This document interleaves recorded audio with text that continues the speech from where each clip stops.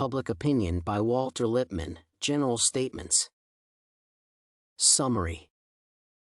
In Public Opinion by Walter Lippmann, it is argued that people develop irrational opinions, which lead them to act in the way they do without drawing logical conclusions from the existing evidence. The author shows that the people's actions, such as the political discourses and wars that were fought by the Germans, Frenchmen, and Englishmen who lived on an island in the ocean in 1914, were based on opinions.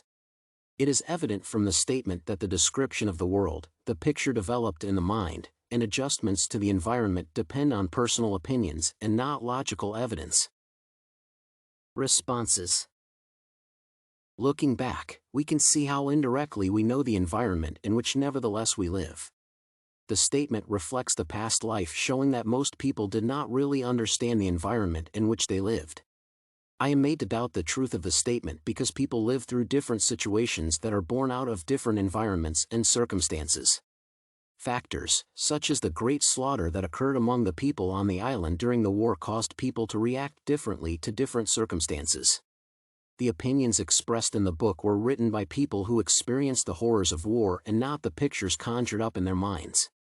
The book was written as a result of the people's reactions and observations towards the unfolding circumstances, such as the announcement of the end of the Long War. It is critical to note that the Europeans, Germans, and Frenchmen who lived on the island in the ocean traded, fought wars, and reformed the world not because of the opinions they held towards the people they lived with, but because they knew that they needed to overcome obstacles that were impeding the development of the area.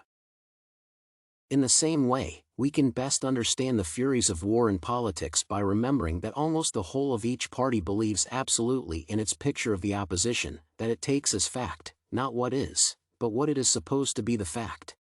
This is a categorical emphasis of the position held by the author that people's opinions were not based on logical conclusions and circumstantial evidence, but they were based on the pictures and opinions held in their minds, which were the drivers of wars and other happenings in society. The statement makes me contend the fact that ills, which happen in society such as wars, are caused by people who have distorted opinions about the environment. The modicum of truth is not in the fiction of a person, but in the logical thoughts and conclusions a person makes that are based on circumstantial evidence.